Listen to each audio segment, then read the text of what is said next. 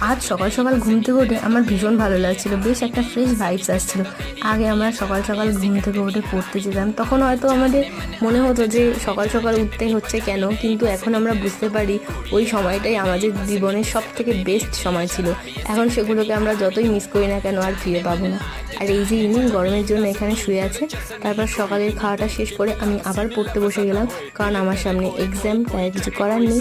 বেশ কিছুক্ষণ ল্যাব খেয়ে ওঠার পর আমি দেখছি যে ও এখানে শুয়ে আছে। তারপর ওকে দুপুরে খাওয়া খেতে দিলাম, কিন্তু ইনি হয়তো আগের জন্মে নবাব ছিলেন, তাই নবাবপনার কোনো শেষ নেই ওনাকে কোলে করে খাবার প্লেট অব্দি এগিয়ে দিতে হয়। ওকে খেতে দিয়ে আমি নিজেও দুপুরে খাওয়া শেষ করে একটু রেস্ট নিলাম। আর এই যে আমার স্টুডেন্ট পড়তে এসেছে, নিজে পড়াশোনা করে মানুষ হই আর না হই, অন্যের বাচ্চাকে তো করতেই হবে, এটাই আমাদের কর্তব্য। আর এই পেন্টিংটা আমি বেশ কিছুদিন আগে শেষ করেছি।